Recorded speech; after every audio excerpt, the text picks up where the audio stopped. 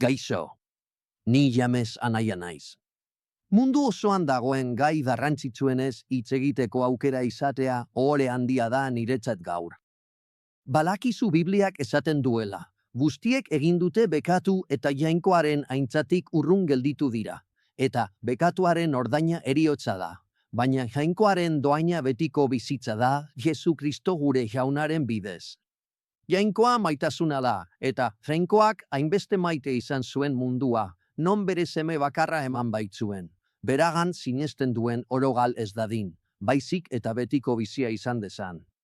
Izan ere, jainkoak ez zuen bere semea mundura bidali mundua kondenatzeko, baizik eta mundua haren bidez salbadarin.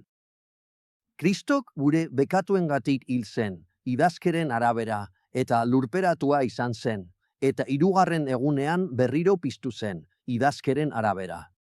500 lekuko baino gehiagok ikusi zuten Jesus Kristo bizirik, berak adierazi ondoren.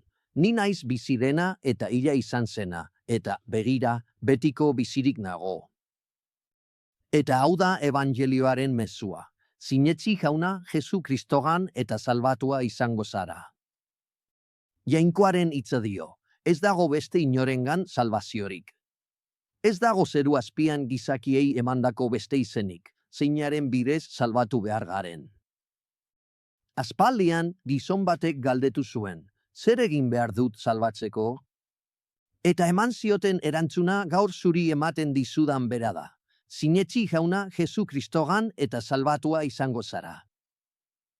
Laguntza gehiago nahi baduzu, bizitatu zure pantailan agertzen den webgunea. Ni anaia James naiz. Jaunak opariki bedeinka zaitzala eta egunon.